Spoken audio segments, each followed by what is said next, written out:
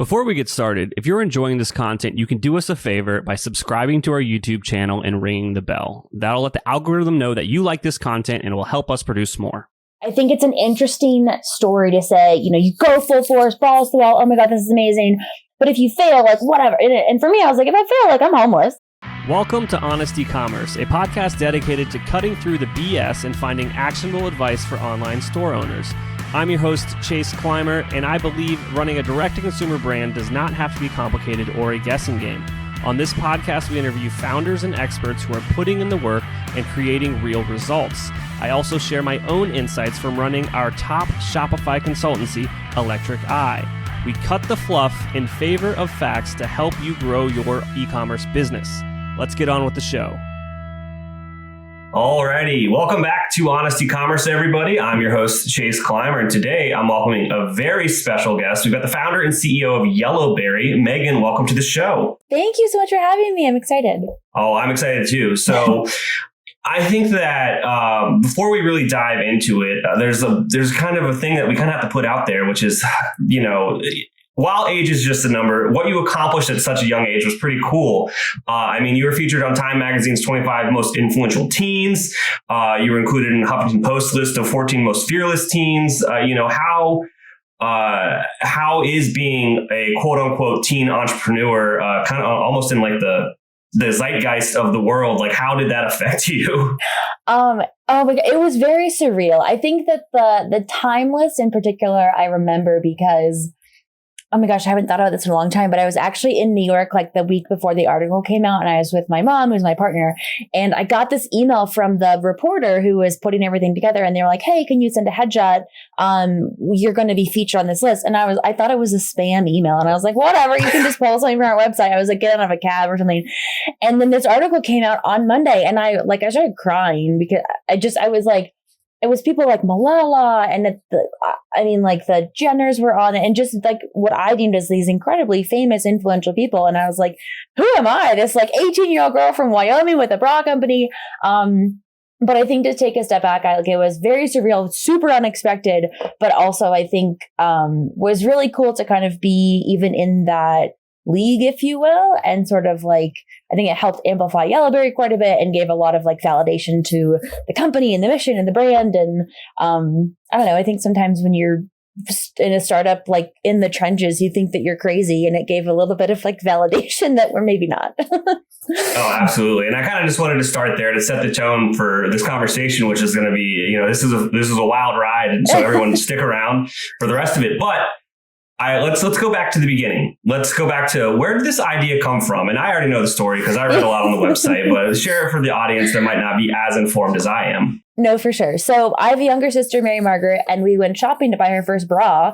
And she was 12 years old at the time. I was 17. And all of the options for her were just really overly sexualized, a ton of padding, push-up, and kind of, the whole experience was kind of, there's a lot of embarrassment, which I was I just remember sort of that in hindsight. But really what stuck out to me was when she tried on this bra that the saleswoman had suggested as a very popular first bra option.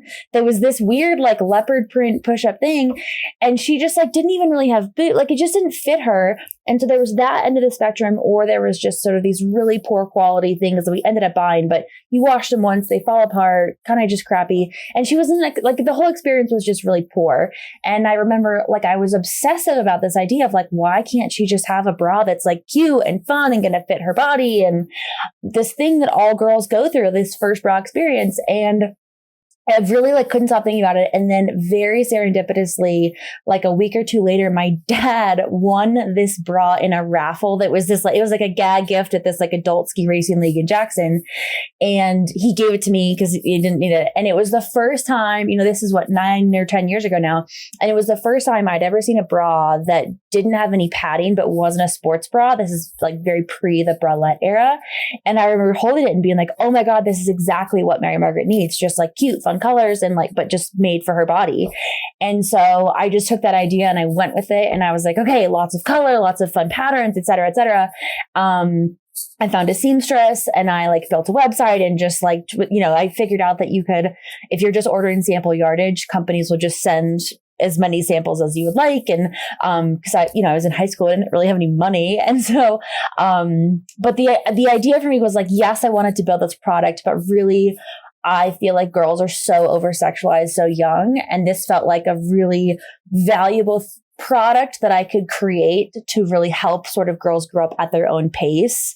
I think we've always said as a brand, like, it's not our job to say what is and what's not appropriate, but to give girls what I think is a better option than often what's already there, was super exciting. So I worked on it for, I think it was about a year before it launched, and it launched my senior year in high school. And the first couple months I sold like 3 bras to like my dad and mom and grandma, and like, because I don't even think you could really buy things on the website. It was, I didn't know what I was doing. But I launched a Kickstarter campaign with this guy who helped me make the video that went totally viral. And it's what you dream about, but I never expected that to happen. And it really was, my mom looking back is always like, we could have been selling straw, because people resonated so deeply with my story. As we've learned over the years, 9 out of 10 women remember their first bra experience, and it's often because it's really negative. And so they want better for their daughter. And then supporting like this For Girls by Girls brand was just kind of this great story, particularly in hindsight. But it was just very honest in what happened. So I'll pause there because I could just keep talking about it forever. But that was kind of like the first year or so of kind of like idea to fruition. All right. So, so this experience happened back in 2013. Mm-hmm. And then the Kickstarter happened when? 2014, 2015? Yeah, it was like that spring. All right. And then the Kickstarter went viral. Mm-hmm. And that's where I've had a lot of previous entrepreneurs on, and they're like, yeah, once the Kickstarter like did way better than we anticipated, there was a mindset shift almost from like, this is a good idea to like, this is like a business. Yeah. Oh, for sure. And I think that's, we all have a lot of ideas every day. And I think the challenge is obviously making it real and bringing it to fruition. But I think even one step further is like, not only to like build the product or make the app or whatever you're doing, but then to have real customers like giving you, I had never, because we're an e-commerce business, like I don't meet a lot of the customers. I don't meet most of them. And it was a really surreal experience, which sounds so silly, but just to have these people just sending money and like buying this product, like at that point too, we didn't even have photos of it. Like they were just buying this idea, but I think, that was for sure like a huge turning point, and sort of like the big start, I think, for us. Absolutely. So now launching the Kickstarter and getting that fulfilled, like that we spoke about on the podcast a bunch of times, but once the initial Kickstarter was complete, how did you kind of shift from a kind of crowdfunding business to like a more, for lack of better terms, like traditional e-commerce business? What were some of those challenges? Well, it's funny you ask. And I should have done a lot more research about Kickstarter before I was like, I'm going to do this. But I essentially just made the products for sale on the Kickstarter, but I had already made them. So I used my like life savings at this point, which was like, I basically had $4,000. I could make 400 bras, $10 a unit, whatever. And I sold them through the Kickstarter. And so what happened was we sold so many that I was not expecting to. I think the goal was 25,000 and we did about double that. But then the following sales was just, we couldn't keep up. Like it went from having 3 orders total to like hundreds of orders a day. And so really it was the capacity from a manufacturing standpoint, because the very first factory, I always sort of love this as a part of our story. When I was initially calling people to make this first line of like 400 bras, it's such a small order for factories. They would just hang up the phone. I'm like some teen girl. They're like from Wyoming. Like, who is she? And so this one guy happened to be going out of business, and he was very kind, and he was like, I'll just, on the way out, I'll do your first order, whatever. And not expecting to ever hear from us or for us to hear from him again. And then we ended up working with him for the following years. And even today we'll still do some things here and there. But that was a really big ramp up and just like understanding the supply chain of like getting our fabrics and the threads and all of the, the embroidered berry we were doing at the time. And then I think, all the heat transfers and all the pieces to the product. And our products are not super technical, but I think that was really challenging. And then just understanding like the timeline it takes to build an actual product. It's not an overnight thing. It can take weeks or months. We were making things in California at the time, so that cuts that timeline by a lot, which is great. It's just much more expensive. But you sort of grow organically into the size of the factory. And so, sorry, I actually don't know if I answered your question, but I think that was really, I do remember like the biggest pieces of feedback that we had was people just wanted more things to buy because I only had 2 styles and 2 colors of each, and they were super colorful. There was like pink and blue and purple and green. And people were like, okay, these are great, but I also do need like, skin tone colors and white for under school uniforms or soccer things or whatnot. So then it was really a challenge of like, okay, how quickly can we design new styles in a lot of color, because that's very much like on brand with us, but also offering things in more traditional, like more basic colors, basically. And that has really like maintained like, probably 3/4 of what we have is super basic, and then you have a lot of color. But yeah, it was just like really focusing on new styles. And then we over the years branched into like underwear, a little of lounge, activewear, but it was always sort of anchored by this first bra experience and really focused on girls 8 to 15, which is our core audience, core customer. Absolutely. You kind of answered the question, but now I'll ask a very specific one. So okay. after you kind of evolved beyond the capabilities of Kickstarter, what was the technology that you guys are using to kind of run the first version of the website? Our very first version, I'm honestly not sure. I think it was called like Mesa Merchant, which I don't think I've met someone who knows that company before. And it was great if you were doing like 2 orders a day. And then it really quickly was really challenging. And then we really quickly moved over to Shopify and have been on Shopify for years now. I love Shopify. I cannot say enough wonderful things about that. Especially like I don't have a coding or technical background in that sense. So it's super user friendly for our purposes. But also like quite a bit of functionality if we need development to come in. But that was great. And then I think also the logistics is always the biggest challenge. And so I think we went through a couple iterations of like inventory management systems, which even to this day, like now our distribution center is essentially that piece, but that was always really challenging in terms of like inventory management and also inventory forecasting. Because Yellowberry is great in the sense that our products are not seasonal. Like we're not running like a big spring or, fall collections that have to be winter, whatever. It's just like new colors and new styles, which I love, which is great. But like forecasting those is always sort of a challenge. And so I think we probably went through like 3 or 4 different softwares that was a mixture between fulfillment and product inventory management. But I still am not sure. I don't know. It's an interesting thing. So now that's all hooks directly from Shopify into our DC. Absolutely. No. So like, it's funny about inventory forecasting and just kind of like managing the cash flow at that part of the business. Like I always tell founders is like, that's a problem that you evolve into like after a certain point that you never think would be an issue. Yep. I don't know how much you can share about that or like how you can try to educate younger entrepreneurs about like, it's almost a shell game with money at a certain point. But if you have any insights or just like things you can share about that experience, I think it'd be very useful. It's funny. I feel like it was one of those things, particularly as a young founder, like I didn't necessarily think through all of the pieces of the business because I didn't know, like, you don't know what you don't know. But that was definitely a predicament in which we found ourselves like, the first couple inventory buys and it's like feels massive. You're spending like $100,000. And then obviously that's grown a lot over the years. But those first big bites, it's really challenging too. Like I remember the first time that we had a really big chunk of inventory and it was a full collection of like bras, underwear, lounge, activewear. Like it was really our full line. And we had gone from basically like 4 styles to that. And that felt like a big jump. And you're totally flying blind because you don't have any customer data or like purchasing habits based on like what's going to sell. And so you're making assumptions based on what you think, and some are going to be wrong and some are going to be great. But I think from that, like this predicament of like inventory forecasting and budgeting for that just never goes away. It just becomes a bigger challenge, if you will. And I actually remember listening to an interview with some founder. It might have been Jen Hyman of Runs Runway, because I really look up to her. But it was talking about how as the business grows, some of those like challenges and problems, they grow, but they grow way more exponentially.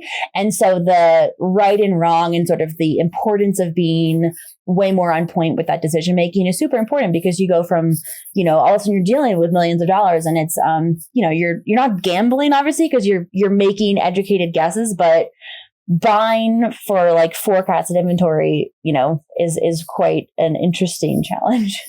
If you're struggling with scaling your sales, maybe Electric Eye can help. Our team has helped our clients generate millions of dollars in additional revenue through our unique brand scaling framework. You can learn more about our agency at electriceye.io. That's ELECTRICEYE.io. Mesa is the all-in-one answer for automating the everyday challenges of running a Shopify store. With automation, you can focus on the bigger picture, knowing that everything is still getting done reliably and efficiently. Join successful brands like Mudwater, Chubbies, and Golden that learned how to use clever workflows to get more done without more overhead. Whether you need order details in Google Sheets, products added in Etsy, or customer information updated in your CRM, Mesa connects your data where it's needed most. To put it quite simply, Mesa is a better way to work. Browse pre-made templates for Shopify's most popular apps to get your first automation up and running in minutes. Search for Mesa, that's MESA, in the Shopify App Store and download the app today. Our partner Rewind can protect your e-commerce store by automatically backing up your business-critical data. Rewind should be the first app you install to protect your store against human error, misbehaving apps, or collaborators gone bad. It's like having your very own magic undo button. Trusted by over 100,000 businesses, from side hustles to the biggest online retailers like Knix, Paul Mitchell, and Pampers. Best of all, visit rewind.com/honestecommerce to get your first month absolutely free. That's rewind.com/honestecommerce. Getting an online business off the ground isn't easy. So if you find yourself working late, tackling a to-do list that's a mile long with your fifth cup of coffee by your side, remember, great email doesn't have to be complicated. That's what Klaviyo is for. It's the email and SMS platform built to help e-commerce brands earn more money by creating genuine customer relationships. Once you set up your free Klaviyo account, you can start sending beautiful, branded messages in minutes thanks to drag-and-drop design templates and built-in guidance. And with e-commerce specific recommendations and insights, you can keep growing your business as you go. Get started with a free account at klaviyo.com/honest. That's KLAVIYO.com/HONEST. Being able to, you just got to know your numbers. You got to know your margins very well. You've got to have really good relationships with everybody across your supply chain. Yeah. I know I'm going to look it up and I'll have to put it in the show notes for everyone listening because I'm drawing a blank on it now, but I know we really drove into this concept of like, you are trying to create this float where you have almost free money within the way that you're financing and running your purchasing. Totally. Yeah. So if I can remember it, I'll put it in the show notes. But and I think that those ebbs and flows are I think you feel them a lot more with wholesale. Because we're primarily Shopify or just D2C, we don't feel that as much. But totally, I mean, it's like your cash flow is your lifeline, right? Exactly. Yeah, and it's especially when you going into Q3 and Q4. You know, I know that a lot of businesses are anticipating growth every year, and now they need to borrow more and more money every year to have the products to hit that growth. And it just goes back to day one of the business of any business is like when you want the money, they're not going to give it to you. So you need to start relationships with people. You need to start relationships with people before you need it and show them that you're creditable and smart and you are lasting. Because at one point you are going to need access to more capital than you have on hand. Oh, it's fun. It's never ending. So these days, obviously, you're running a lot of just direct to consumer, hanging out on Shopify, and I'm assuming the major parts of your business, kind of is a more traditional kind of marketing stack, a lot of paid social, followed up with kind of owned marketing, email, SMS, things of that nature. Totally, for sure. And I think that we do pretty standard practices with that. I think we have a lot of room to further develop our social campaigns, but we do a lot with a lot of our customers will find Yellowberry organically because we rank really well with Google. But also we do a lot of search campaigns in that way too, because our customers are typically searching for first bras or things for their daughters. And so they are really, it's not necessarily just browsing. It's typically like my daughter needs a bra and she needs it like tomorrow. And so we have a really high conversion rate. I think we are super niche in that respect. And so we look at it as like acquiring that sort of, kind of grounding product and then maintaining. So we have a really high customer reorder rate. It's like over 50% every month, which is great. If anything, I want that to go down as we acquire more customers. But it's super healthy. And I think that always speaks to like the quality of the product, and our customers will stay with us for sort of like the next several years, which is great. So we've put a ton of work in that product expansion to also increase like cart size and like lifetime value of the customer. Absolutely. Now, Megan, is there anything that I forgot to ask you about that you think would resonate with our audience? Well, see, now you're putting me on the spot because I should know your audience better. But personally, I always love to sort of know like the challenges and things that people are thinking about and talking about. I think particularly with COVID has been really interesting, and like the different pivots and situations. We can talk about that. I think like young founder challenges was quite interesting. I know there's a lot of, to sort of go on a tangent, I know there's a ton of sort of information and sort of things about being like a female founder as a disadvantage, which like I don't disagree with by any means, but I feel like being a young founder is really challenging because you don't have any track record. You don't have any like proof that you can do this. But I think that I've also had the privilege of like, I lived in New York for a few years, and I'm a part of this program called the Teal Fellowship, in which it's all young people like me. And I think being around people, it's not every 20-year-old that's like starting and, you know, raising money and hiring people and building a company, but those that are typically like really blowing and going, which is super inspiring, I think. Absolutely. I mean, any of those topics, the floor is yours. You can dive on in. Well, I guess we can start with COVID. Like, what have you heard? Like, when you talk about with founders about their COVID experience, like, what are you sort of hearing? It was very scary at the start. The ones that survived it, there are some that didn't. You know what I mean? Some of the ones that didn't probably don't make it on the podcast. But maybe I will maybe I'll purposely go out and find someone to tell that story, because it's a cautionary tale. But basically, what we're seeing, you know, from either having people on the podcast or having, you know, talking to people at the agency, they did gangbusters during COVID because everybody was shopping online. And then on the backs of that, with iOS 14 and tracking their metrics and not being able to do the same growth as they did, I think that some founders didn't realize that was lightning in a bottle during the pandemic and the sales. And trying to obtain those same growth goals might have been, setting up the bar a little bit too high. And I've heard that a few times. And it depends on kind of what industry you're in and what sector.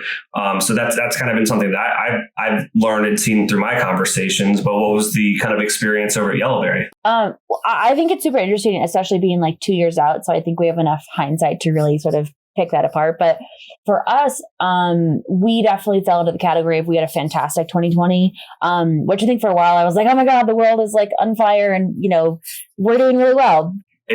We were looking at the metrics the other day, even for our business, and Q1 was just like, ugh. And then it was like, never mind. Well, and so if we had a good start to the year 2020, we're all great. And then we were actually, this was kind of a fun story. We were getting ready to launch a new sort of lounge collection, which we hadn't done in, since however long. And that was like the first week or two of March. And then everything obviously totally shut down. And for like 5 or 6 days, we had like people were like stocking up on toilet paper and canned tuna and whatnot.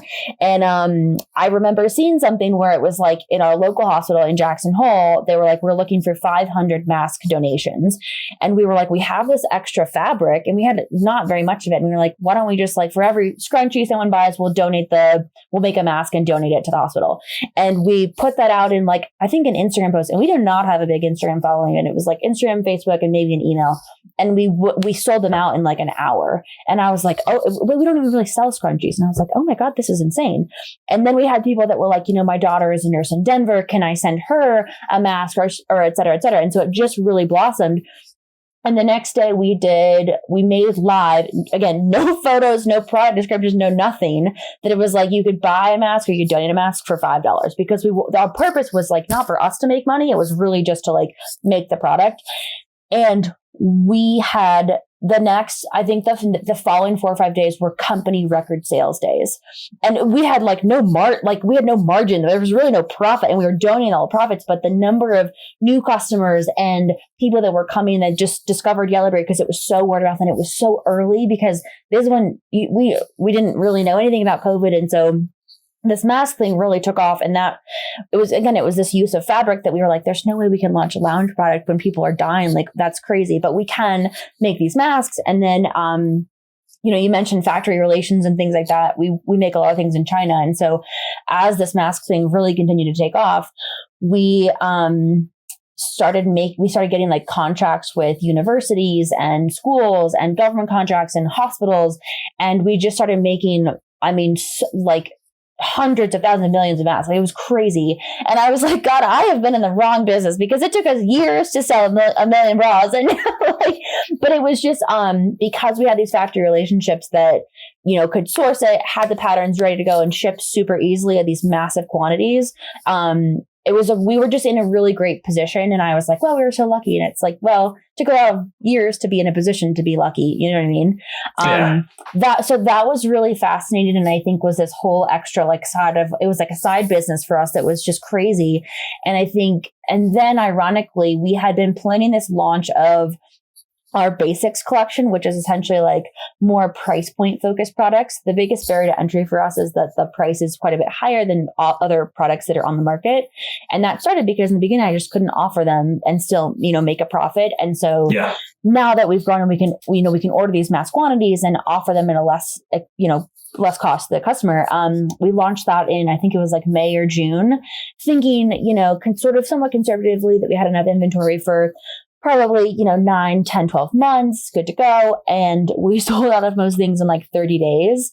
And it was really because I was nervous. I remember thinking, because it's like, you don't ever want to degrade the brand. So how can we introduce lesser price, but not lesser quality products in this brand and still, kind of be success? And we would see people buying, 4 or 5 basic items plus a higher price item. Like, it was a great addition to our company. And that just happened to be timed with COVID that, we couldn't have planned that. But it was interesting to go through, obviously not a recession, but just like this crazy time to be like, girls will always need bras and underwear, And I think that as a founder gives you a little bit of breathing room, like when things get hard or whatever, just to sort of go back to be like, this is a product that's filling a need and that people love, and we will, continue forward no matter what. Absolutely. No, you guys, I appreciate and respect when people that are in a position to help, they do their best to help. And so that's very admirable of you. Well, thank you. Back then. You mentioned a few minutes back, though, about kind of just the difficulties of being not only a woman founder, but kind of a younger founder. You spoke about being a young founder a bit, but is there anything that you wanted to kind of discuss or just bring to the table around being a woman founder? Yeah, I feel like I should have a soundbite answer to this. I really don't. I mean, if I'm being very honest, I think the challenges I saw probably most upfront was I did live in New York for a few years. I have several angel investors that have been fantastic. And for a couple of years, we were really focused on venture funding. Trying to be very transparent right now. And anyway, I was in New York and I was pitching all the time. We were looking to raise, however, I think maybe like a $5 million Series A or something, normal, whatever. And I think this has been 7 or 8 years ago now. It's been a long time. But I just remember thinking like every single person I'm pitching or every single VC firm is all men with the exception of like 2 or 3, literally. And I think in total, I should look at the actual number, but I think I pitched around 80 or 90 people. And I was really frustrated because every single man that I pitched that had a daughter in my demographic, we had this first meeting and then we had the second meeting. They're like, actually, my daughter's been wearing your stuff for years, but I didn't know my wife buys it for her. And it was sort of this uncanny thing I was like, well, we're reaching the right people. This is really great. But then they're like, yeah, but I don't really get it. Like, whatever, she's brought. And on the one hand, I'm like, okay, could totally be me, like not pitching well enough. Maybe maybe it's not what you're looking for. In hindsight, I also was like 20, like I said, no track record, age, whatever. But I do think that's interesting because, every woman I've ever spoken to really understands a concept like this. And it's the same way, like, I don't know what the correlation is with men and like, I don't know, your first boxers or something. I don't know. But I wouldn't get that. And I understand, but I think, I don't ever feel like I was discriminated against or whatever because I'm a girl. I do think that I had this really interesting list. I was very frustrated at one point. So we're about to move forward with venture and then we pulled back for a multitude of reasons. That's a very long story, which I'm glad that we did not. But I I wrote this list of all of the ways in which people had said no, just to sort of like have and look back on one day. And I came across it maybe a year or two ago, maybe it was during COVID when we had all this free time. And the one thing that really I was shocked by was like, I felt like a lot of the, like, if you're like, oh, you're just so sweet, you're so nice, like, what a cute idea, this is so sweet. And it was very demeaning. And I only bring that up because I don't think that would have been said to a man who was 20. Like, I don't think it's like a sweet, cute idea. You know, I think that was very gendered, which is, if more than anything else, just frustrating. But, you know, I think that I'm the type of person too, where like, if I'm frustrated or annoyed by something like that, it really gets me fired up. And I'm like, it's like makes me want to work a lot harder to prove them wrong. So we've just been growing and doing that. So yeah, they missed out with their condescending attitude. That is extremely frustrating. You know, definitely need to get some more women in those positions to, you know, get that experience and resonate with them instantly. Did you or did you not take a round? So we've taken like just angel funding, but not venture funding. And that was, you know, I think we've gone back and forth on that for a long time, but really you know, you never want to be the founder that stands in the way, but at the same time, I don't think we were quite ready for that. But I also like, you know, you're getting on this track of like never not fundraising. And that was not, for me, I also like, I don't have a trust fund. I didn't have like a plan B. Like Yellowberry had to work in order for me to like pay my rent and like have a place to buy groceries, you know, and we had to pay our people in. And I think that I didn't have the luxury of, I think it's an interesting story to say, you know, you go full force, balls to the wall. Oh my God, this is amazing. But if you fail, like whatever. And for me, I was like, if I fail, like I'm homeless. Like, and I think that it really adjusted the view. Like I didn't have the luxury of just doing that no matter what, because there was absolutely a problem if it didn't work and we weren't able to raise again and continue to grow and hit those massive numbers.